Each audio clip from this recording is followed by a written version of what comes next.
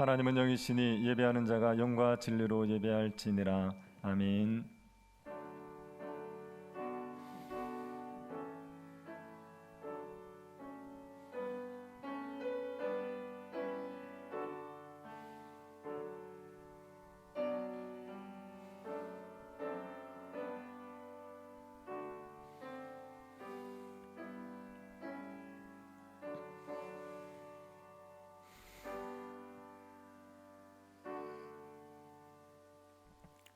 자비하신 하나님께 감사를 드립니다. 저희들에게 예배를 회복시켜 주시고 함께 모여 예배할 수 있도록, 하나님을 경배할 수 있도록 은혜를 주시니 감사를 드립니다. 주를 예배하는 이곳에 주의 영이 함께하여 주옵소서. 죄악된 우리들이 예수 그리스도만을 의지하여 예배하게 하시고 하나님의 얼굴을 보는 복된 시간이 되게 하여 주옵소서. 주의 은혜로 세상이 주는 모든 괴로움을 벗어버리고 하나님의 안식을 맛볼 수 있도록 은혜 베풀어 주옵소서. 걸어가신 예수님 이름으로 기도드립니다. 아멘. 찬송가 31장 찬양하겠습니다.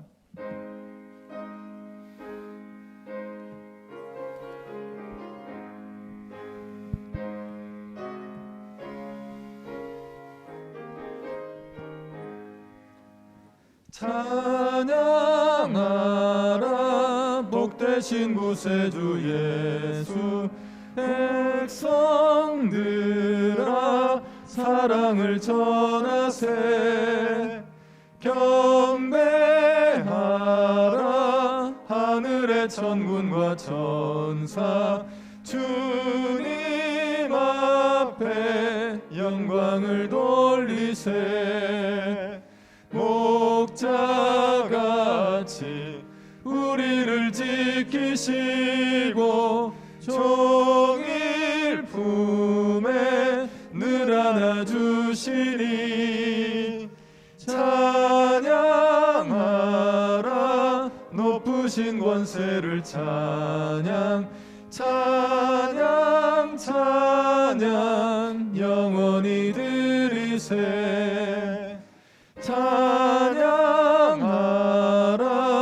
복되신 구세주 예수.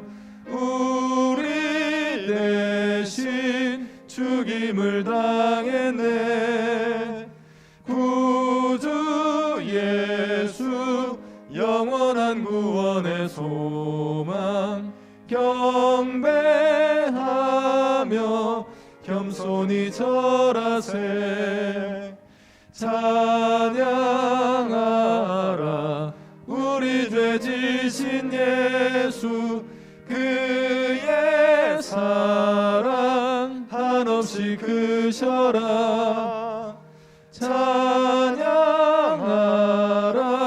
높으신 권세를 찬양. 찬양 찬양 영원히 드리세. 찬양하라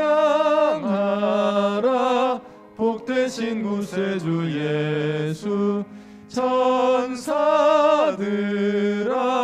즐겁게 찬양해. 구주 예수 영원히 다스리시니. 멸류관을 주 앞에 드리세. 구주 예수 세상을 이기시고 영광 중에 또다시 오시리. 찬양하라 높으신 권세를 찬양. 찬양 찬양 영원히 드리세. 사도신경으로 신앙 고백하겠습니다. 전능하사 천지를 만드신 하나님 아버지를 내가 믿사오며 그 외아들 우리 주 예수 그리스도를 믿사오니. 이는 성령으로 잉태하사 동정녀 마리아에게 나시고 본디오 빌라도에게 고난을 받으사 십자가에 못 박혀 죽으시고 장사한 지 4일 만에 죽은 자 가운데서 다시 살아나시며 하늘로 오르사 전능하신 하나님 우편에 앉아 계시다가 저리로서 산 자와 죽은 자를 심판하러 오시리라. 성령을 믿사오며 거룩한 공예와 성도가 서로 교통하는 것과 죄를 사하여 주시는 것과 몸이 다시 사는 것과 영원히 사는 것을 믿사옵나이다. 아멘. 이육현 장로님 기도하시겠습니다.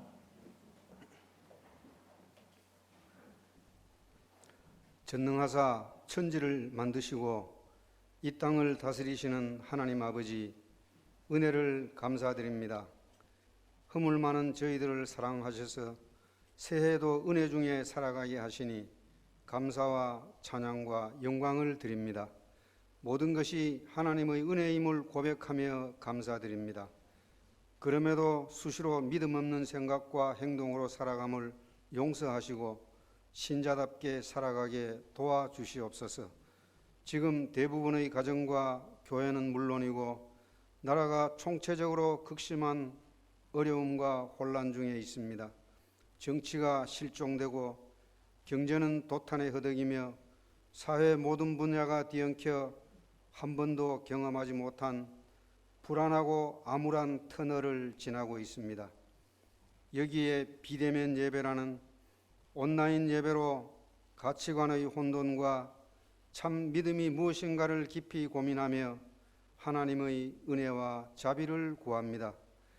이 땅을 긍휼히 여기시고 코로나가 속히 사라지게 하시고 공의와 정의가 강같이 흐르는 나라다운 나라가 되도록 이끌어 주시옵소서. 먼저 저희들이 세상을 사랑하고 교만하였으며 끝없는 탐욕과 불신 가운데 살아왔습니다. 세상과 구별되지 못하고 빛과 소금은커녕 하나님의 영광을 가렸습니다. 저희들의 악함을 용서하시고 추한 마음과 부정한 입술을 성령의 불로 치유하여 주시옵소서.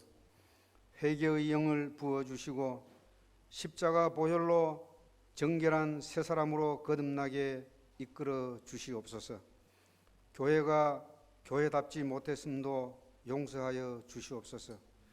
이 땅의 교회 위에 진정한 회개와 부흥이 일어나게 하시고 십자가 복음으로 교회의 거룩함을 회복시켜 주시옵소서. 우리 교회도 문화 성령반을 통하여 온 성도들이 말씀을 사랑하며 열심히 읽고 듣고 공부하며 주님을 더욱 알아가고 닮아가기를 원합니다. 그리하여 모든 문화의 가족들이 하나님의 살아계심과 동행하심과 또한 하나님께서는 하나님을 찾는 자들에게 상 베푸시는 이심을 확실하게 믿는 굳건한 믿음으로 하나님을 기쁘시게 하는 삶을 살아가게 인도해 주시옵소서. 우리 가운데 경제적 어려움이나 질고나 뒤틀린 인간관계로 상처받고 힘들어하는 분들을 긍휼히 여기시고 주님의 은혜로 치유받아 자유와 기쁨을 마음껏 누리며 임마누엘의 복된 삶을 살아가게 인도해 주시옵소서. 교회를 이끌어가는 목사님에게 목양에 필요한 모든 것들을 채워주셔서 귀한 사역을 잘 감당케 해 주시옵소서.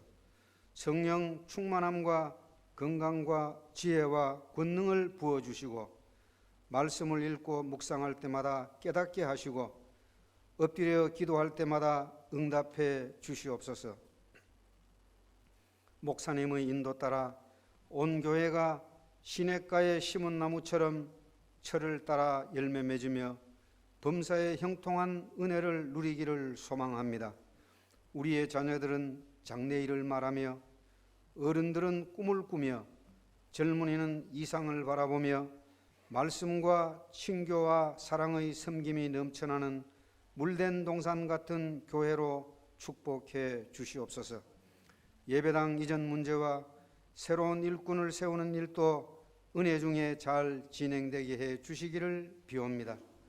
또한 지금껏 귀한 직분을 맡아 충성스럽게 헌신 봉사하고 오늘 은퇴식을 갖는 모든 분들에게 주님 위로하시고 앞으로 주님 만나는 그 시간까지 주 안에서 늘 기쁨과 감사와 평강을 누리는 복된 삶이 되도록 인도해 주시기를 원합니다.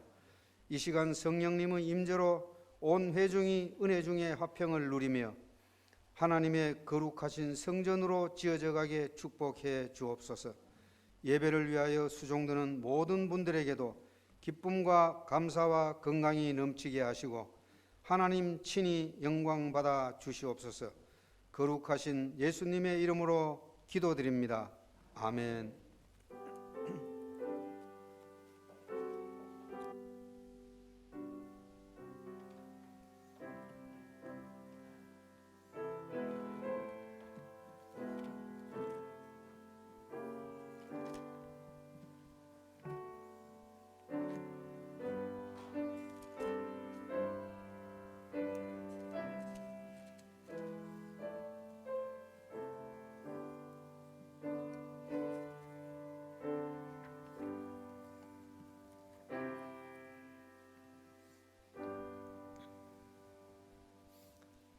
말씀을 보겠습니다. 마가복음 12장 1절부터 12절 말씀입니다. 마가복음 12장 1절부터 12절 말씀입니다. 찾으셔서 한 절씩 교도하도록 하겠습니다. 찾으셨으면 교도하도록 하겠습니다. 예수께서 비유로 그들에게 말씀하시되 한 사람이 포도원을 만들어 산울타리로 두르고 즙자는 틀을 만들고 망대를 지어서 농부에게 새로 주고 타국에 갔더니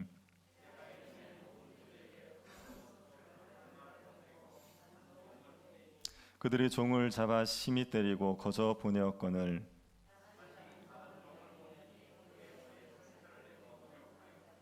또 다른 종을 보내니 그들이 그를 죽이고 또 그 외 많은 종들도 더러는 때리고 더러는 죽인지라.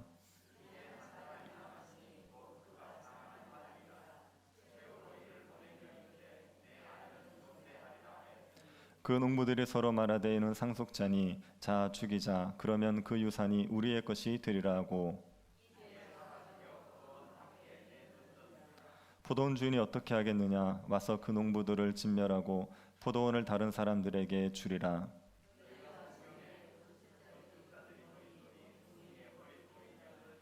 이것은 주로 말미암아 된 것이요 우리 은혜 놀랍도다 함을 읽어보지도 못하였느냐 하시니라. 그들이 예수의 이 비유가 자기들을 가리켜 말씀하심인 줄 알고 잡고다 하되 무리를 두려워하여 예수를 두고 가니라. 아멘. 다시 모여서 예배를 드릴 수 있게 되어서 감사합니다. 이렇게 얼굴을 보고 예배를 드리니까 참 좋습니다.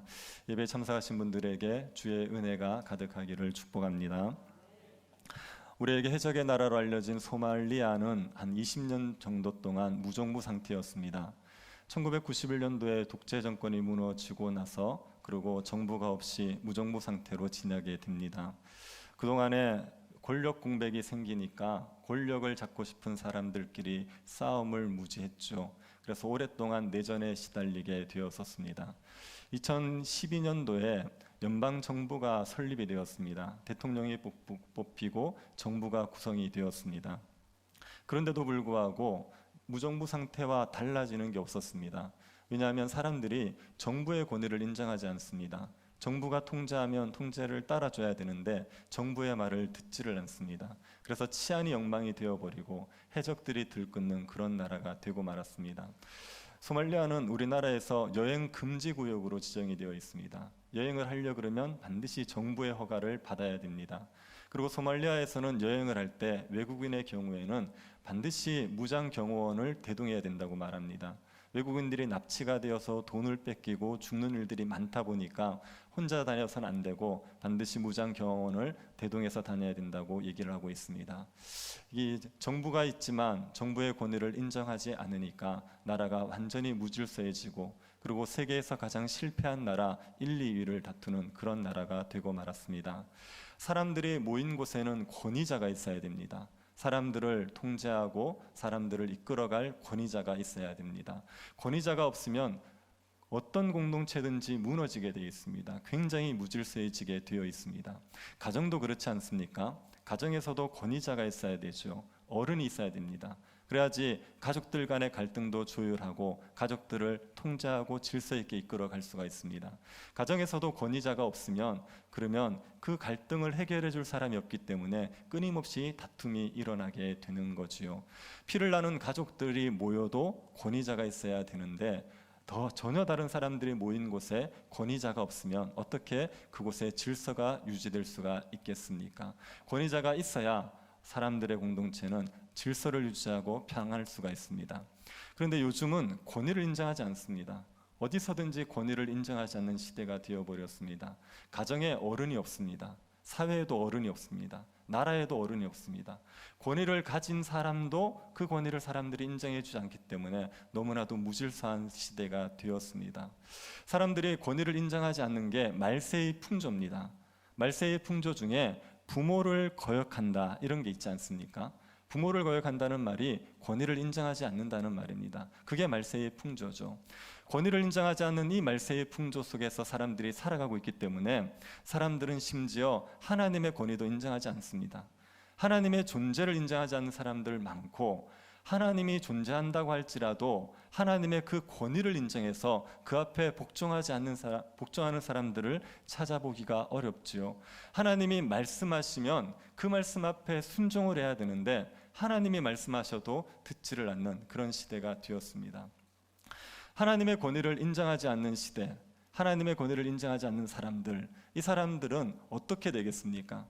하나님의 권위를 인정하지 않으면 그저 조금 무질서하게 사는 정도로 그치겠습니까? 삶이 조금 불편한 정도로 그치겠습니까? 하나님의 권위를 인정하지 않으면 하나님의 심판을 받게 되죠. 가진 것들을 다 빼앗기고 하나님에게 진멸을 당하게 되어 있습니다. 예수님께서 포도원 농부의 비유를 통하여서 이것을 우리에게 경고해 주고 계십니다. 예수님께서 성전을 정결케 하는 사건을 하셨지 않습니까? 여러분 온라인으로 들으신 거 맞죠? 네. 성전 정결을 하셨고 그것 때문에 그 종교 지도자들이 예수님을 공격하는 거예요. 무슨 권위로 이런 일을 하느냐? 권위의 문제를 따지고 든 것은 예수님이 어떻게 답변을 해도 비방할 거리를 찾을 수 있다는 생각 때문입니다. 예수님이 권위를 증명해내지 못하면 월권을 하신 거니까 비방할 수 있죠. 예수님이 만약 하나님의 아들이라는 그런 권위를 내세우면 신성 모독죄로 예수님을 비방하고 흠잡을 수 있습니다. 그래서 그렇게 권위를 공격을 했던 겁니다. 근데 예수님께서 세례 요한의 이야기를 하지 않습니까? 요한의 세례가 하늘로부터냐, 요한의 세례가 사람으로부터냐, 그걸 되물으셨습니다. 요한의 세례를 물은 이유는요, 요한의 세례를 하늘로부터 온 거라고 인정하면 예수님의 권위를 인정해야 됩니다. 요한이 예수님을 증거했기 때문에. 요한의 세례가 사람으로부터 온 거라고 얘기하면요, 사람들에게 벌떼같이 공격을 당하게 되어 있습니다. 사람들이 다 요한을 참 선자로 아니까. 그래서 예수님께서 그들에게 요한의 세례에 대해서 물으셨죠. 종교 지도자들이 할 말이 없었습니다. 그래서 예수님께서 그들에게 나도 너에게 대답하지 않는다고 말했지만 예수님은 하나님이 보내신 메시아의 권위로 그 일을 하셨다는 것을 간접적으로 대답을 하신 겁니다. 그러고 나서 예수님의 권위, 심지어 하나님의 권위도 인정하지 않는 그 종교 지도자들에게 경고를 하십니다. 포도원 농부의 비유를 가지고 경고를 하시는 겁니다. 포도원 농부의 비유는 이런 겁니다. 어떤 한 주인이 포도원을 만들었습니다. 포도원을 만들고 산 울타리를 포도원 주에 둘러줬어요. 산 울타리를 둘렸다는 것은 짐승들이 포도원에 들어오지 못하도록 막아줬다는 얘기거든요. 그리고 거기에다가 포도즙 짜는 틀을 만들어줬습니다. 포도 수확하면 바로 포도즙을 짤 수 있도록. 또 망대도 세워줬죠. 망대를 세우는 것은 도적을 막기 위한 겁니다. 이 주인은 포도원을 만들어 놓고 포도원 농사에 필요한 모든 걸 더해준 거예요. 부족함 없이 다 더해주고 농사만 지을 수 있도록 해놨습니다. 그리고 그것을 새로 주고 타국으로 떠났습니다. 이게 그 당시에 실제로 있던 일들입니다. 그 당시 이스라엘은 로마의 지배를 받고 있었지 않습니까? 부자들이 로마의 통제를 받고 사는 게 싫은 거죠. 그래서 포도원을 만들어 놓고 그걸 새로 주고 소아시아 쪽에 가서 사는 그런 부자들이 실제로 있었습니다. 이 주인이 포도원을 다 만들고 농부에게 그것을 맡기고 그리고 타국으로 떠난 거죠. 그리고 때가 되었을 때 세를 받기 위해서 종을 보냅니다. 보통 포도원을 만들고 나면 4년 정도 지나서 5년대에 열매가 맺힌다고 합니다. 그러니 그때쯤 되어서 이제 세를 받겠다고 종을 보내었죠. 그랬더니 농부들이 어떻게 합니까? 그 종을 때리는 거예요. 주인이 보낸 종이면요, 종이라고 해서 권위가 없는 게 아니라 주인과 똑같은 권위가 있는 겁니다. 주인을 대리하기 때문에. 그런데 그 종을 무시하고 그 종을 때렸습니다. 그 종을 때리고 그냥 돌려보냈기 때문에 주인이 그 포도원의 농부들을 와서 쫓아내고, 그리고 포도원을 뺏어도 할 말이 없는 거예요. 그런데 주인이 참고 다른 종을 보냈습니다. 그 종을 보냈더니 어떻게 합니까? 이번에는 그 종을 머리를 때리지요. 머리를 상하게 하죠. 머리를 상하게 한다는 것은 치명적인 상처를 주는 겁니다. 죽기 전까지 상처를 내는 거죠. 그리고 능욕을 했습니다. 머리를 상하게 해서 죽을 정도로 만들어 놓고 능욕을 하는 겁니다. 사람을 상하게 했으면 미안한 마음을 가지든지 안타까운 마음을 가져야 되는 것 맞지 않습니까? 그런데 사람을 상하게 하고도 능욕을 하는 거예요. 얼마나 악하면 이럴 수가 있습니까? 그렇게 악하게 굴었습니다. 주인이 그래도 참고 또 다른 종을 보냅니다. 그랬더니 이번에는 그 종을 죽여버리는 거예요. 때리더니, 죽을 정도로 때리더니 급기야 죽이기까지 했습니다. 그래도 주인이 참았습니다. 그리고 더 많은 종들을 보냈습니다. 그랬더니 어떤 종들은 때리고 어떤 종들은 죽였습니다. 마지막에 주인이 더 이상 보낼 종이 없어서 아들을 보내지요. 마지막에 아들을 최후로 남은 마지막 카드인 아들을 보냅니다. 아들을 보내면서 주인이 뭐라고 생각합니까? 내 아들은 존대하리라. 그래, 종들은 무시하고 때렸지만 그래도 아들은 존대하지 않겠느냐, 그런 마음으로 마지막으로 아들을 보냈습니다.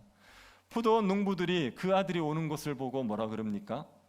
저 사람은 상속자니까 저 사람을 죽이면 우리가 그 유산을 차지하지 않겠느냐, 포도원을 우리 것으로 삼을 수 있지 않겠느냐. 그리고 그 아들이 오니까 아들을 죽여버렸습니다. 아들을 죽이고 포도원 밖으로 던집니다. 사람을 죽였을 때 최소한 장사는 지내줘야 됩니다. 그런데 그 장사조차 지내주지 않고 포도원 밭에 던져서 들짐승의 먹이가 되게 만들었죠. 이건 정말 잔인한 짓, 정말 악한 짓을 한 겁니다. 그 주인이 그 농부들을 어떻게 하겠습니까? 와서 모든 농부들에게 줬던 포도원을 다 빼앗고 농부들을 진멸하겠죠. 그렇게 하는 게 정당하지 않겠습니까? 그렇게 하는 게 당연하지 않겠습니까? 예수님께서 이 포도원 농부의 비유를 하시면서 종교 지도자들을 경고하신 겁니다. 그리고 이 포도원 농부의 비유는요, 우리가 보통 비유를 해석할 때 풍류법으로 잘 해석하면 안 됩니다. 이게 풍류법이라는 게 뭐냐면, 알레고리 혹은 풍류법이라는 게 뭐냐면요, 비유에 각각 등장하는 인물들, 사물들이 다 영적인 의미가 있다고 생각해서 해석하는 거예요. 예를 들어서 선한 사마리아인의 비유가 있지 않습니까? 선한 사마리아인의 비유에 보면 그 한 사마리아인이 예루살렘에서 여리고로 내려갑니다. 그러다가 강도를 만나지요. 그래서 사마리아 사람이 여관에 데려가고 두렙돈을 주고 이렇게 합니다. 그때 예루살렘은 영적으로 어디고 또 여리고는 영적으로 어디고 강도 만난 자는 누구고 강도는 누구고, 이걸 다 영적인 의미를 부여해서 해석하면 원래 얘기하자는 비유의 의미를 놓쳐버립니다. 그래서 비유는 그렇게 해석하면 안 됩니다. 그런데 예수님의 비유 중에 풍류법으로 해석해야 되는 비유들이 있어요. 이 포도원 농부의 비유 같은 경우에는 풍류법으로 해석을 해야 되는 비유입니다. 그래서 여기에 등장하는 인물들은 영적인 의미들이 있어요. 주인은 누구를 얘기하겠습니까? 이건 하나님을 얘기하는 거예요. 하나님이 이제 포도원 주인입니다. 그리고 포도원은 누구를 상징하겠습니까? 이거는 이스라엘 백성들이에요. 하나님께서 포도원을 만들었다. 하나님이 이스라엘 백성들을 만드셨다는 얘기입니다. 이스라엘 백성들이 애굽에 있을 때 하나님이 이스라엘 백성들을 건져내지 않습니까? 가나안 땅을 주시지 않습니까? 모든 필요한 것들을 다 주시는 거예요. 그래서 하나님이 포도원을 만들고 모든 필요한 것을 다 주셨다는 얘기는 이스라엘을 만드시고 하나님의 백성대로 살 수 있도록 모든 것들을 다 주셨다는 겁니다. 그리고 이 포도원을 농부에게 맡겼습니다. 이 농부는 누구를 얘기하겠습니까? 종교 지도자들을 얘기하는 거예요. 이스라엘 백성들을 말씀으로 가르치라고, 이스라엘 백성들을 다스리라고 종교 지도자를 세운 겁니다. 그들에게 세워서 이스라엘 백성들이 하나님의 백성다운 합당한 삶을 살도록 가르치라고 맡기신 거예요. 세를 주신 거예요. 그러면 이 종교 지도자들이 뭘 해야 되냐면 이스라엘 백성들이 하나님의 백성대로 살도록 만들어줘야 됩니다. 그들을 말씀으로 가르쳐서 하나님 백성다운 인애, 신실함, 충성됨 이런 것들을 갖추고 하나님께 영광을 돌리도록 해줘야 되는 겁니다. 그게 하나님께 합당한 세를 바치는 거란 말이에요. 그런데 이 종교 지도자들이 그 하나님 앞에 합당한 세를 바치지 않고 포도원을 이용해서 자기의 탐욕을 채우는 거죠. 이스라엘 백성들을 하나님을 잘 섬기도록 이끌어 가야 되는데 이스라엘 백성들을 이용해서 자기의 배만 채우고 있는 겁니다. 그들을 먹여서 그들의 하나님께 영광을 돌리는 삶을 살아가게 만들지 않고 그들을 이용해서 자기의 배를 채우고 자기의 이름을 높이고 인기를 얻고 거기에만 관심을 기울이고 있는 거죠. 그래서 하나님께서 이들에게 뭘 하냐면 선지자들을 보내는 거예요. 그게 주인이 종을 보내는 겁니다. 선지자들을 보내서 경고하시는 거예요. 그러면 안 된다. 회개하고 돌이켜라. 그런데 종교 지도자들, 이스라엘 백성들의 지도자들이 그 선지자들을 때렸습니다. 머리를 상하게 했습니다. 능욕을 했습니다. 그리고 심지어 죽이기도 했습니다. 하나님이 끊임없이 선지자들을 보내시는데 그들을 때리고 그들을 상하게 하고 그들을 능욕하는 거예요. 죽이는 겁니다.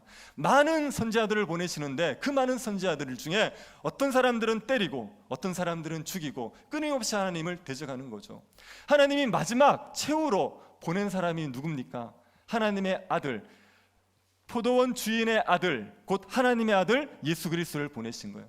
예수 그리스도를 보내시면서 내 아들은 존대하리라, 내 아들은 존중하지 않겠느냐, 그런 마음으로 예수 그리스도를 보내신 겁니다. 그런데 그 포도원의 농부들, 종교 지도자들이 어떻게 하죠? 그 하나님의 아들마저 죽이는 겁니다. 죽여서 포도원 밖에 던져버려요. 장사도 지내지 않고 들짐승에 내어줘 버리는 겁니다. 이렇게 하는 포도원 농부 같은 종교 지도자들, 그들을 하나님께서 심판하시겠다는 거예요. 하나님이 오실 때 그들을 완전히 진멸하고 그들이 가지고 있던 것들을 다 빼앗아서 다른 사람에게 주겠다. 그게 지금 이 포도원 농부의 비유가 말하는 의미입니다. 네. 자꾸 이렇게 혼자 온라인 예배를 드리고 있는 느낌이 듭니다. 듣고 계시는 거죠? 네, 이해가 되시죠? 네. 이게 하나님의 권위를 인정하지 않는 거 있지 않습니까? 하나님의 권위를 인정하지 않고 하나님이 보내신 아들, 그 아들의 권위마저도 인정하지 않으면 하나님께서 진멸하신다. 하나님이 주신 거 다 빼앗고 그리고 진멸을 당할 거다, 심판을 당할 거다. 그걸 지금 얘기하고 있는 겁니다. 그러면 여러분, 지금 포도원 농부의 비유에 나오는 이 악한 농부들 있지 않습니까? 오늘날 이런 악한 농부들은 누구겠습니까? 누가 악한 농부라고 얘기할 수 있겠습니까? 하나님의 권위를 인정하지 않고 예수 그리스도의 권위도 인정하지 않는 불신자들 있지 않습니까? 그 사람들이 악한 농부들입니다. 여러분, 사람들은 누구나 다 하나님의 은혜로 사는 거예요. 사람을 누가 만드셨습니까? 하나님이 만드신 거예요. 사람을 누가 먹이십니까? 하나님이 먹이시는 거 아닙니까? 사람을 누가 입히십니까? 하나님이 입히시는 거예요. 건강을 주시고 돈을 주시고 지위를 주시는 것 다 하나님이 주시는 거예요. 사람들은 다 하나님이 주신 것 가지고 살아가는 거죠. 하나님께서 주신 그 은혜로 살아가는 사람들은 마땅히 하나님께 열매를 드려야 됩니다. 하나님께 감사를 드려야 되고 하나님을 영화롭게 해야 됩니다.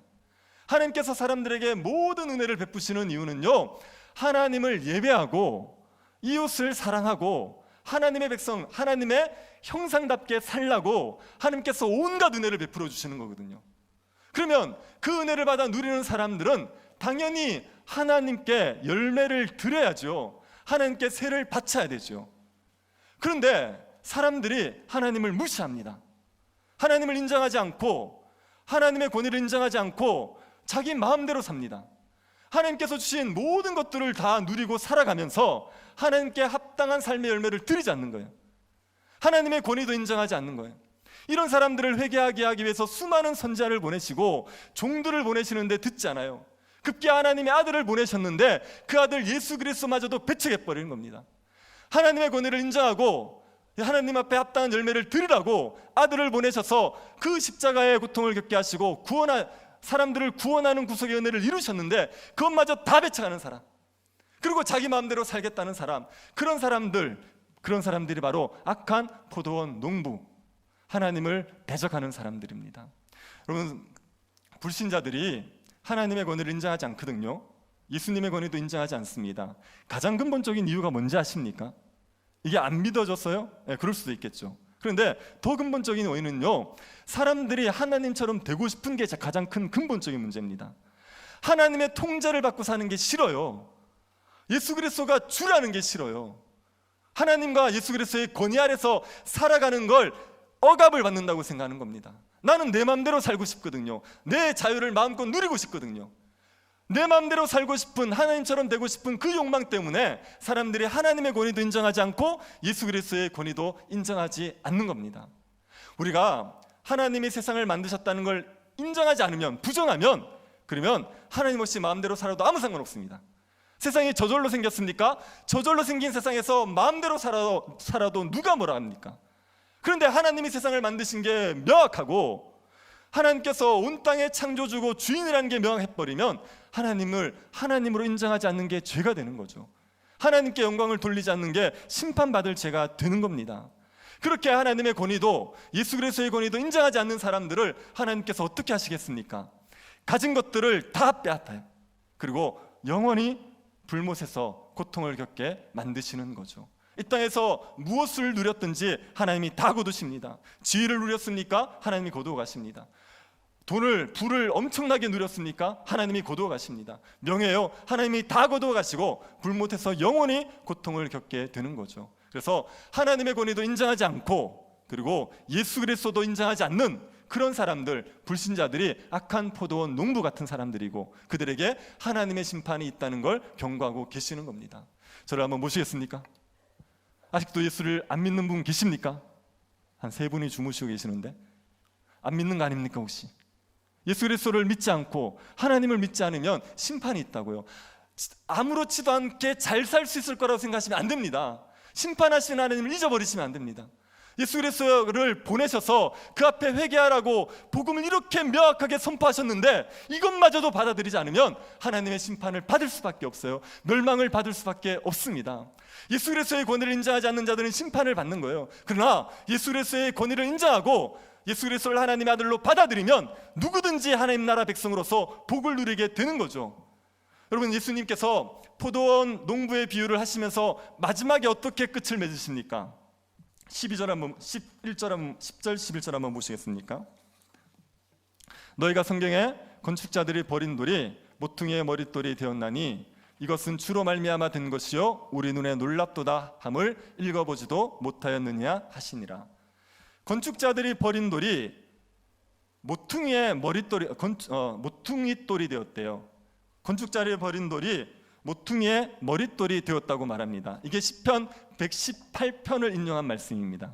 그런데 이게 무슨 얘기냐면요, 건축을 할 때 건축자들이 돌을 쓰는데 그 돌이 쓸모가 없다고 판단된 거예요. 그래서 버렸어요. 이건 쓸모없는 돌이야, 그리고 버렸어요. 근데 그 돌이 다른 건축을 하는데, 건물을 짓는데 모퉁이의 머릿돌이 돼버립니다. 모퉁이의 머릿돌은요, 그 건물의 구조를 결정짓게 되어 있어요. 그 머릿돌을 어떻게 놓느냐에 따라 건물의 구조가 달라집니다. 그러니까 건축자들이 쓸모없다고 버린 돌이었는데 알고 보니까 건물을 짓는데 없어서는 안 되는 귀한 돌이 되었다는 거예요. 이게 인간 세상에서 이런 일들이 가끔 일어납니다. 야구 좋아하시는 분들은 혹시 미국의 전설적인 야구 선수 중에 베이비 루스라는 야구 선수를 아실 겁니다. 이 사람이 홈런왕인데요, 통산 홈런을 친 개수가 714개를 쳤습니다. 선수 시절 동안. 그러니까 엄청나게 홈런을 쳤어요. 근데 이 사람이 원래 어디에 있었냐면요, 그 보스턴이라는 구단이 있었어요. 보스턴이라는 구단에서 그때 막 조금 활약을 하고 있었습니다. 그런데 보스턴의 구단주가 이 베이비 루스가 크게 될 선수가 아니라고 판단하고 양키즈에다가 헐값으로 팔아버립니다. 그런데 양키즈에 가가지고 대형 선수가 돼버렸어요. 그래서 이 양키즈 구단을 완전히 최고의 명문 구단으로 세워놓은 사람이 베이비 루스입니다.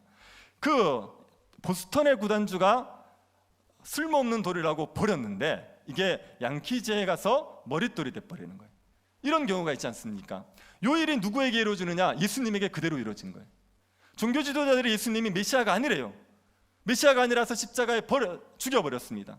그런데 그 예수님을 하나님이 다시 살리신 거 아닙니까? 하나님이 다시 살리시고 그 예수 그리스도로 말미암아 새로운 성전을 지으신 거예요. 새로운 하나님 나라 백성을 만드신 거예요. 그 새로운 성전이 누굽니까? 교회란 말이에요. 새로운 하나님 백성들이 누굽니까? 교회란 말입니다. 이스라엘 백성들이 누리고 있던 모든 것들을, 그 하나님의 나라의 영적인 복들을 다 누리는 존재, 그것들을 하나님이 주시는 하나님 나라를 완전히 누리는 존재가 누구냐? 오늘날 교회란 말이에요. 예수 그리스도가, 종교 지도자들이 버린 돌인 예수 그리스도가 이 교회의 모퉁이의 머릿돌이 돼버리셨어요. 그리고 교회를 세우셨고 새로운 하나님의 백성들을 만드셨단 말입니다. 그래서 예수 그리스도를 배척하는 사람들은 가진 것들을 다 빼앗기고 진멸을 당합니다. 하지만 예수 그리스도를 받아들이는 사람들은 새 성전의 일원이 되는 거예요. 하나님 백성들의 일원이 되는 겁니다. 그래서 하나님 나라의 모든 복을 누리게 되는 거죠. 교회가 그 하나님 나라의 복을 누리는 하나님의 새로운 백성, 하나님의 새로운 성전이 되는 겁니다.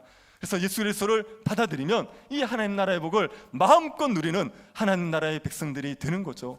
구약 이스라엘 백성들이 누리던 영적인 모든 특권들이 오늘날은 예수를 믿는 우리 신자들에게 다 주어진 겁니다. 보통 이러면 좋아서 박수를 치는데 집에 무슨 일이 있으십니까? 좋으시죠? 하나님께서 그 모든 은혜를 우리에게 주셨단 말이에요. 그런데 여러분, 예수를 믿는 신자들이, 예수를 믿는 성도들이요, 이 악한 포도원 농부처럼 될 수가 있습니다. 예수 그리스도를 받아들였다고 말하면서도, 그리고 악한 포도원 농부처럼 하나님께서 주신 것을 다 거두어갈 수밖에 없는 그런 자들이 되어버릴 수가 있습니다.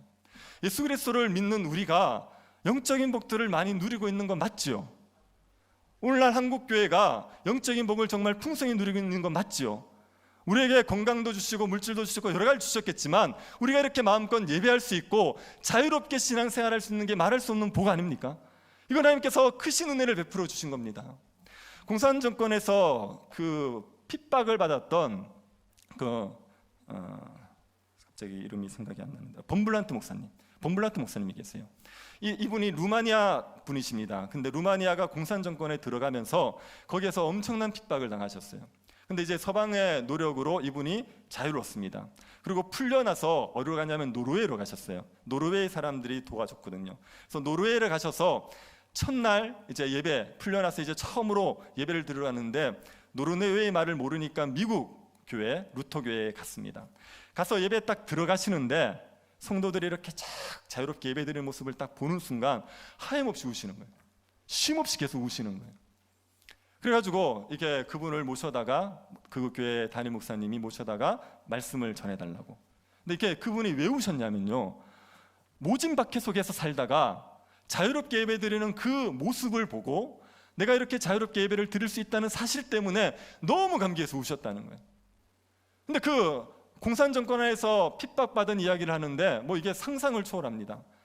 그 사람들이 성도들을 핍박하기 위해서 다리미를 빨갛게 달겨가지고 그걸로 사람들의 몸을 막 지진다는 거예요. 사람을 거꾸로 매달라 놓고 그리고 피멍이 들도록 두들겨 팬다는 겁니다. 감옥에다가 못을 촘촘하게 박아놓고 정말 좁은 감방에 못을 가득 박아놓고 거기에다 사람을 집어넣는데요. 성도들이 성찬을 하지 않습니까? 그러니까 똥과 오물, 오줌과 똥을 주고요, 그걸 가지고 성찬을 하고 시켰대요. 이 본블란트 목사님은요, 지하 9m의 독방에서 3년간 혼자 지냈습니다. 아무도 없는데 독방에서 3년간 혼자 지냈어요. 그렇게 핍박을 당하다가 그러다가 자유롭게 예배 드리는 그 현장에 딱 왔을 때 그냥 그 사실 자체가 너무 감격이 되어서 하염없이 눈물을 흘렸다는 겁니다. 우리가 자유롭게 예배 드릴 수 있는 게 복입니다. 우리가 신앙생활을 마음껏 할 수 있는 게 복입니다. 마음껏 성경 볼 수 있고요, 마음껏 기도할 수 있고요, 마음껏 교회를 섬길 수 있는 것 그 자체가 복입니다. 그런데 이런 복들을 하찮게 여길 수 있지 않습니까? 하나님께서 우리에게 주신 이 풍성한 자유, 이 풍성한 은혜들을 하찮게 여기고 하나님께서 주신 자유를 남용할 수 있어요. 하나님 우리에게 이렇게 마음껏 신앙생활할 수 있도록 은혜를 주신 이유는 뭡니까? 하나님을 영화롭게 하라고, 하나님의 뜻을 이루라고. 주를 위해서 열심히 살라고 이렇게 풍성하게 은혜를 주시는 거 아닙니까? 그런데 이렇게 주신 은혜들을 자기의 욕망을 위해서 사용하는 거예요. 하나님을 예배하는 걸 귀하게 여기기보다 그저 세상의 것들을 즐기는데, 하나님을 위해서 일하는 데보다 자기의 성공을 위해서, 자기의 야망을 위해서 다 사용할 수 있죠. 하나님을 안 믿느냐? 그렇지 않아요. 하나님을 믿는 건 믿지만, 그러나 하나님을 내 삶의 중심에 모시지 않고 나를 그저 돕는 분 정도로 생각하고 하나님이 주신 은혜로 나의 욕망을 채우고 즐기는데, 그렇게 쓰면서 살아갈 수 있지 않습니까? 그러면 하나님께서 어떻게 하시겠습니까? 이거를 거두어가지 않겠습니까? 이것을 빼앗아서 다른 사람에게 주지 않겠습니까? 하나님께서 마음껏 예배할 수 있는 자유를 주셨는데도 예배가 귀하지 않아요. 예배가 중요하지 않아요. 그래서 예배 드리는 것보다 그냥 스마트폰에 있는 온갖 것들을 보고 즐기는 게 더 좋아요. 그래서 온라인 예배 드리다가도 지루해서 꺼버리고 온갖 유튜브를 헤매고 있는 거예요. 그렇게 예배를 싫어하면 하나님께서 예배 드리고 싶어하는 다른 민족에게 예배를 주지 않겠습니까? 말라기에 그 경고를 하시거든요. 너희들 예배 드리는 거 귀찮아하네. 좋다. 내가 너희들 예배 빼앗겠다. 너희들 제사 빼앗아서 이방 민족이 제사하게 해주겠다. 그렇게 하시거든요. 우리가 예배 드리는 거 싫어하고요, 우리가 예배 드리는 거를 귀찮아하면 하나님께서 우리 예배를 거두어 가시겠죠. 거두어 가서 무슬림 사람들 불러다가 예배 드리게 하실 수 있습니다. 불교인들 불러다가 예배드리게 하실 수 있습니다. 하나님께서 그렇게 주신 은혜들을 하찮게 여기면 우리의 것들을 빼앗아 다른 데 줘버릴 수가 있죠. 제가 토요일마다 이제 온라인 예배를 녹화하려고 이렇게 예배당에서 이제 녹화를 했죠. 근데 이제 그때 이제 교육자들하고 이제 예배를 돕는 분들만 이렇게 모입니다. 그러면 한 많아봐야 15분 정도 그렇게 모이거든요. 그래서 혼자 이렇게 막 이렇게 열심히 막 떠들고 있는 거예요. 그러면서 한번 그런 생각이 들었습니다. 이게 지금 코로나 때문에 이런 현상이 벌어진 거 아닙니까? 그래서 이제 코로나가 지나면 회복이 되고 그러면 이제 정상적으로 될 거라는 나름대로의 기대와 소망이 있단 말입니다. 그런데 하나님이 한국교회에서 촛대를 옮겨버리는 거예요. 그래서 이 신앙의 자유의 귀함도 모르고 하나님의 은혜도 잘 모르는 교회의 문을 닫게 만드는 거예요. 그래서 유럽 교회처럼 정말 매주 모였는데 200-300명 모이는 교회에 10명, 15명이 모여있는 그런 현실이 되어버리면 그러면 어떻게 하나, 그런 두려움이 드는 겁니다. 제가 오랜만에 보는 여러분을 협박하려고 그러는 게 아니에요. 그렇게 너무 이렇게 인상 쓰고 쳐다보지 마십시오. 협박하자는 게 아니라 이게 경각심을 가지자는 겁니다. 하나님께서 주신 은혜들을 가볍게 여기면 하나님이 그 은혜를 거둬가지 않으시겠습니까? 그런 두려움을 가지자는 겁니다. 하나님 백성으로서 하나님 앞에 합당한 열매를 드려야 돼요. 하나님 백성다운 삶의 모습이 있으셔야 됩니다. 하나님 백성답게 하나님께 영광을 돌리고 주의 일에 힘쓰는 삶들을 살아가셔야 돼요. 아니, 이 주신 은혜들이 얼마나 좋습니까? 이 많은 것들을 그저 우리의 탐욕을 위해서 사용하지 말고 하나님을 더 예배하는데, 하나님의 영광을 더 드러내는데, 하나님의 뜻을 더 이뤄가는데 최선을 다해서 쓰며 살아가야 되지 않겠습니까? 그렇게 살아가야지 하나님께서 우리에게 주시는 은혜들을 더 풍성히 누리고 우리뿐 아니라 우리의 다음 세대들도 마음껏 주님을 예배하는 그런 땅이 될 수 있지 않겠습니까? 동의가 되면 아멘 한번 하시죠. 그러시죠. 여러분, 우리가 하나님 앞에 합당한 열매를 드립시다. 이게 어떻게 하면 되는지 아십니까? 오늘 본문에 보면요, 내 아들을 존대하리라 이 표현이 있죠. 아들을 존대하시면 됩니다. 하나님이 보내신 아들을 존대하면, 그러면 하나님께 합당한 열매를 드릴 수 있어요. 하나님이 보내신 아들 예수 그리스도를 존대하는 마음을 가지시면 됩니다. 예수 그리스도가 우리 마음의 중심에 계시면 됩니다. 여러분의 마음에 예수님이 계시죠? 그런데 여러분의 마음에 예수님이 중심에 계십니까? 주변에 계십니까? 여러분은 예수님을 하루에 얼마나 생각하십니까? 가끔 예수님을 생각하십니까? 가끔 딴 생각을 하십니까? 여러분의 의식 속에 예수 그리스도가 완전히 자리 잡고 있어서 예수 그리스도만 생각하다가 가끔 다른 걸 생각하십니까? 아니면 다른 게 여러분의 마음에 가득하다가 가끔 예수를 생각하십니까? 예수를 믿는 사람들이 예수님을 마음의 중심에 모시지 않는다는 건 말이 안 되죠. 그럴 수 없습니다. 예수 그리스도를 믿게 되면요, 예수 그리스도가 우리를 지배하게 되어 있어요. 사도 바울이 뭐라고 고백을 했습니까? 내가 그리스도와 함께 십자가에 못 박혔나니 그런즉 이제는 내가 사는 것이 아니요 오직 내 안에 그리스도께서 사시는 것이라. 이제 내가 육체 가운데 사는 것은 나를 사랑하사 나를 위하여 자기 자신을 버리신 하나님의 아들을 믿는 믿음 안에 사는 것이라. 이게 신자의 고백이에요. 예수를 믿고 나면 자아는 죽어버립니다. 내가 사는 게 아니란 말이에요. 더 이상 내가 어떻게 판단을 받고 내가 어떻게 되고 내가 어떻게 평가를 받는 것에 신경을 쓰지 않게 되어버립니다. 나는 죽어버리고 내 안에 그리스도께서만 사시게 되는 거예요. 나를 사랑하사 자기 자신을 버리신 예수 그리스도만 내 안에 살아가는 게 신자의 삶의 정상적인 모습입니다. 그리스도가 우리의 마음을 온전히 지배하게 되는 거예요. 우리가 왜 살아갑니까? 예수 그리스도 때문에 사는 겁니다. 우리의 삶의 목적은 뭐죠?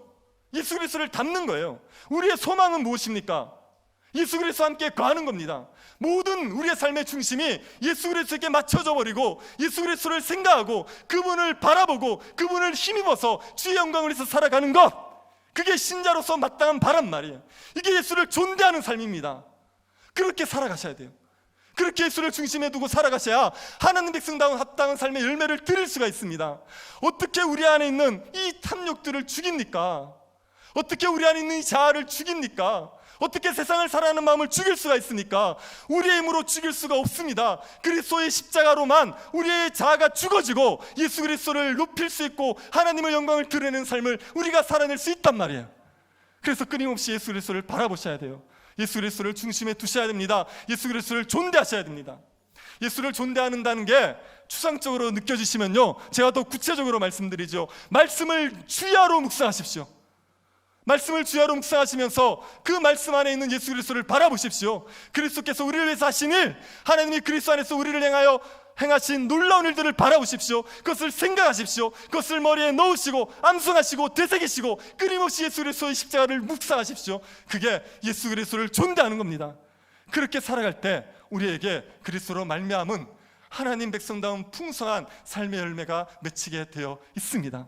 그러니 이 한 해 동안 우리가 예수 그리스도만을 바라봅시다. 예수 그리스도를 우리에게, 예수 그리스도께 우리의 모든 시선을 맞추어서 그리스도로 말미암아 하나님 백성다운 합당한 삶을 살아가는 그런 한 해가 되기를 바랍니다. 제가 코로나 때문에요, 한국 교회가 위기라는 얘기를 많이 듣고 저도 그렇게 공감하고 느끼고 있습니다. 지금 이게요, 완전히 시대가 새롭게 바뀌어 버렸어요. 그래서 우리가 잠시 요때를 지나면 예전으로 돌아갈 거라고 생각하면 착각입니다. 그렇게 되지 않습니다. 지금 완전 새로운 시대를 우리가 목표한 거예요. 예전에는 주일날 예배드리러 교회에 와야 된다, 이걸 가지고 토를 다는 사람 아무도 없었어요. 이걸 가지고 토를 달지 않습니다.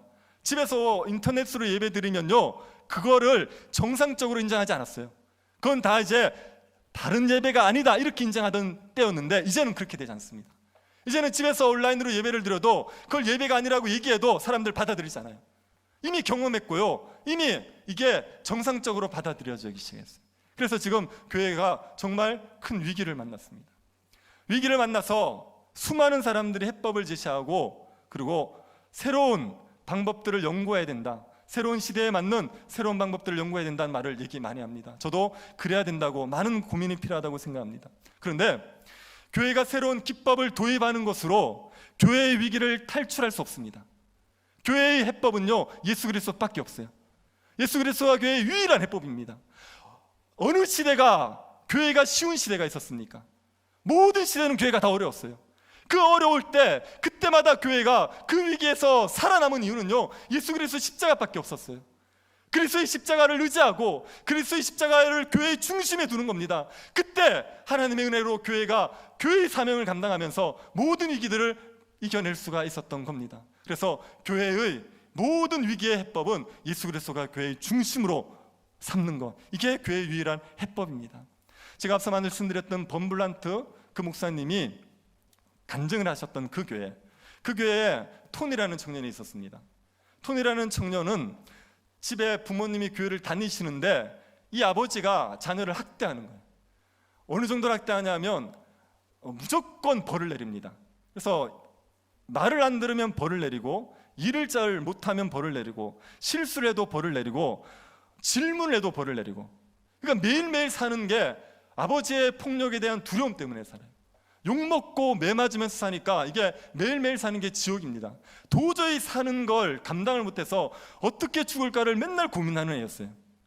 근데 그 토니가 또 아버지가 교회는 죽으라고 가라 그래요. 그래가지고 억지로 교회를 온 거예요. 교회를 다니고 있는데 그 범블란트 목사님이 간증하는 그때 그 토니가 앉아서 그걸 들었어요. 들으면서 충격을 받았습니다. 뭘 충격받았냐면 매일매일 지옥처럼 사는 자기를 이해할 수 있는 사람을 만난 거예요. 아, 저분 보니까 저분도 매일 지옥을 경험했구나. 내가 사는 삶의 고통을 이해하시겠구나. 이 생각이 든 거예요. 그러고 나서 또 충격이 뭐였냐면은 똑같은 조건, 나보다 저분이 훨씬 열악한 조건, 더 지옥 같았을 텐데 반응이 다르다는 거예요. 나는 그 지옥 같은 삶 때문에 삶을 망가졌어요. 그리고 아버지에 대한 분노가 가득해 있어요. 근데 저분은 보니까 그 지옥에서 살아남은 거예요. 살아나온 거예요. 그리고 그 자기를 괴롭혔던 그 사람들에 대한 분노가 없는 거예요. 여전히 그들에 대한 사랑을 가지고 있는 거예요. 그러니까 그 반응이 다른 겁니다. 그 본블란트 목사님의 간증을 듣고 이 토니가 충격을 받습니다. 그래서 다시 성경을 보기 시작하는 거예요. 성경을 보고 그리고 예수님을 만나서 신앙을 받아들이고 신자가 되었습니다. 그 토니라는 청년이 이런 얘기를 했습니다. 한 사람의 삶에서 그리스도의 실체를 볼 수 있었던 경험이 있은 그 다음 나는 서서히 믿음 안에서 성장하기 시작했습니다. 한 사람의 삶에서요, 그리스도의 실체를 본 거예요. 그 본블란트 목사님의 삶에서 예수 그리스도가 진짜 살아계신 걸 본 겁니다. 예수 그리스도의 능력을 받고 예수 그리스도의 모습을 본 거죠. 그러고 나니까 신앙에 대해서 관심이 생겼고, 그래서 성경을 읽다가 신앙을 가지게 된 겁니다. 예수 믿는 우리 속에서 그리스도의 실체가 보여야죠. 그리스도께서 살아계신 게 보이는 게요, 교회의 위기를 탈출할 수 있는 정확한 그리고 유일한 해법입니다. 우리 안에 예수 그리스도가 살아 계셔야 됩니다. 우리 안에 예수 그리스도가 살아 계셔서 예수 그리스도가 능력이 되셔야 되고, 예수 그리스도가 우리를 통해서 드러나셔야 되고, 예수 그리스도가 전부라는 것을 세상이 보면서 알 수 있어야 됩니다. 우리가 예수 그리스도만을 바라봄으로 그리스도의 능력으로 살아내시고 그리스도의 모습을 드러내시고 하나님께 합당한 열매를 돌리는 모든 주의 백성들이 될 수 있기를 간절히 바랍니다. 하나님 아버지, 은혜를 베풀어 주셔서 감사드립니다. 우리를 위해서 예수 그리스도를 보내주심을 감사드립니다. 우리를 위해서 십자가에서 자신을 내어주신 예수 그리스도를 날마다 바라보게 하여 주십시오. 그리스도를 존대함으로 하나님 앞에 합당한 열매를 돌리는 주의 백성들이 되게 하여 주옵소서. 하나님께서 우리에게 베푸신 은혜를 우리의 욕망을 위해서 사용하지 말게 하시고 하나님의 영광만을 위해서 사용함으로 하나님의 나라의 복을 누리고 선포할 수 있는 신자들, 교회가 되게 하여 주옵소서. 거룩하신 예수님 이름으로 기도드립니다. 아멘. 찬송가 286장 부르시면서 봉헌하도록 하겠습니다.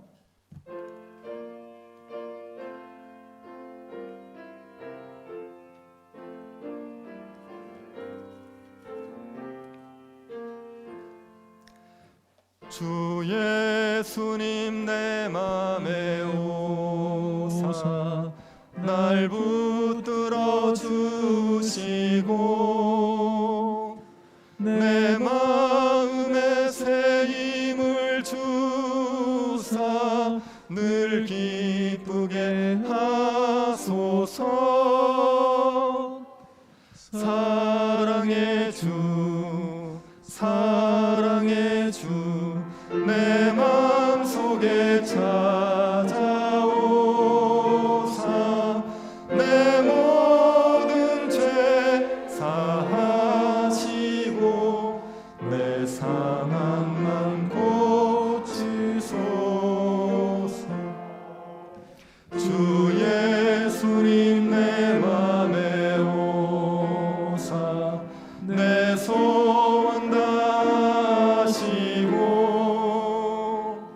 내 무거운 짐 맡아주사 참 평안을 주소서.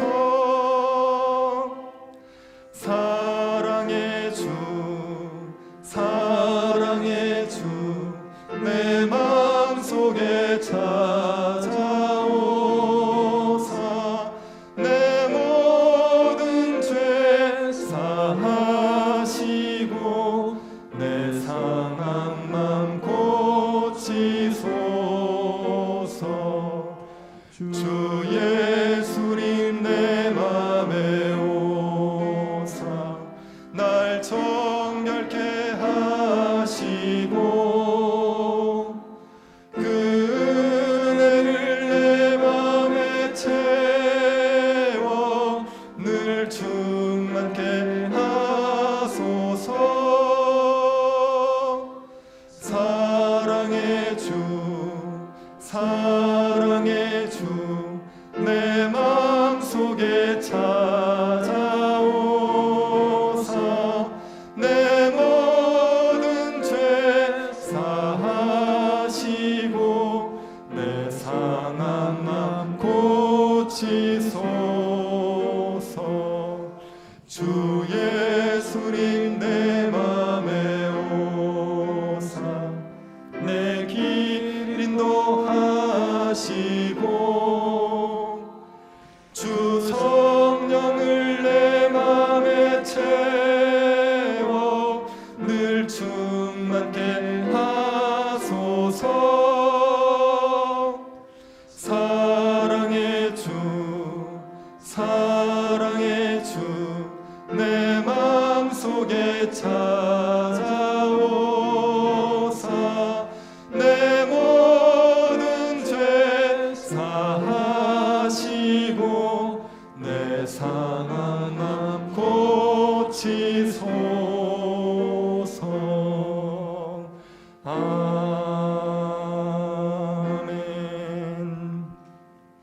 우리의 쓸 것을 아시고 구하지 않아도 채워주시는 하나님께 감사드립니다. 우리에게 일할 수 있는 직장을 주시고 건강을 주시고 지혜가 있음이 하나님의 은혜인 줄 알고 11조와 감사의 예물을 드립니다. 주를 사랑하는 마음으로 드리는 모든 손길 위에 복을 더하여 주옵소서.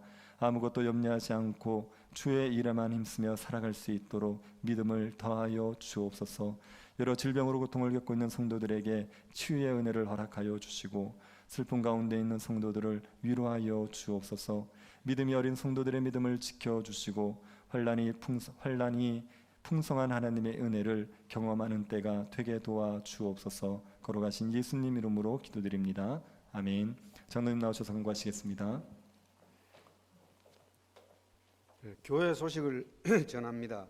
주보 6면을 함께 봐주시기 바랍니다. 오늘 새로 오신 분이나 여행 중에 오신 분들을 환영합니다. 새가족 등록을 하실 분은 교역자에게 말씀해 주시기 바랍니다. 먼저 예배와 모임입니다. 오늘 2부 예배 후에 이 자리에서 예결산 공동의회가 있습니다. 2부 예배 때 직분자 은퇴식과 주교 졸업식이 있습니다. 세 번째, 주일학교 겨울 사역을 위한 특별 금요 기도회를 알립니다.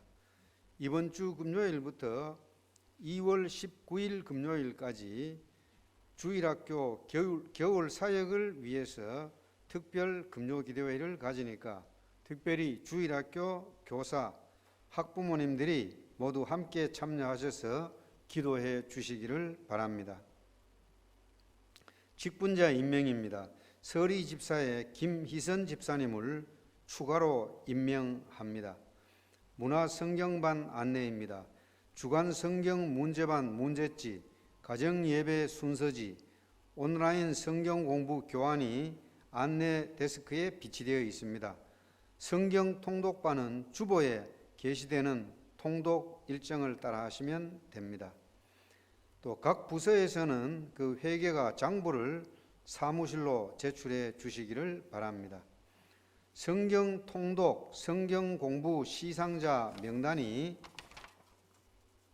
사면에 있습니다. 사면에 보시고 대상자분들은 사무실에서 상품을 받아가시기를 바랍니다. 기부금 영수증 발급을 원하시는 분은 사무실로 신청해 주시기를 바랍니다. 또 예배 참석 교구를 알려드립니다.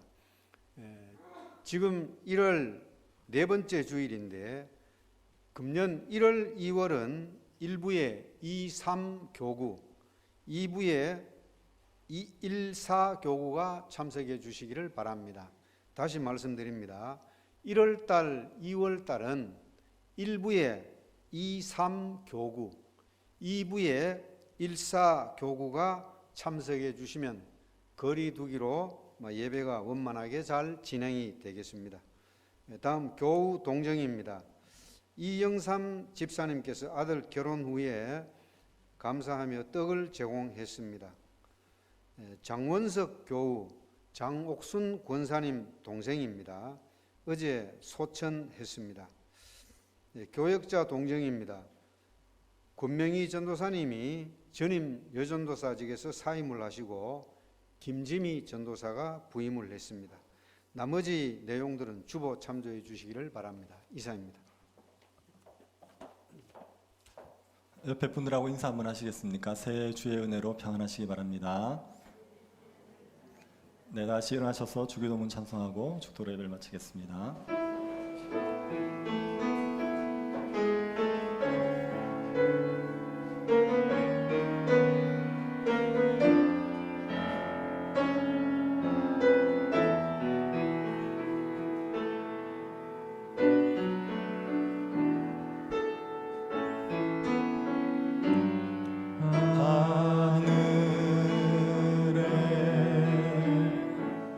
계신 아버지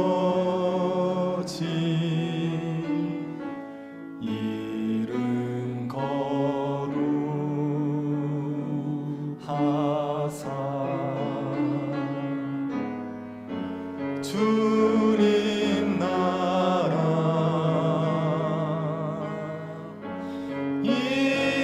임하시고 뜻이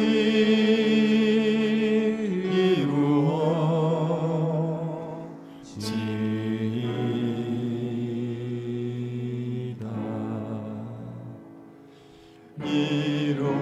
일용할 양식 주시고 우리들의 큰 죄 다 용서하옵시고 또 시험에 들게 마시고 악에서 구원하소서. 대개 주의 나라 주의 권세 주의 영광 영원히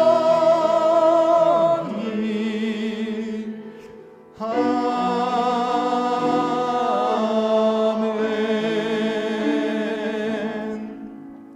지금은 우리 주 예수 그리스도의 은혜와 하나님의 사랑과 성령의 교통 이루하심이 사랑하는 주의 백성들의 머리 위에 지금으로부터 영원토록 함께 있을지어다.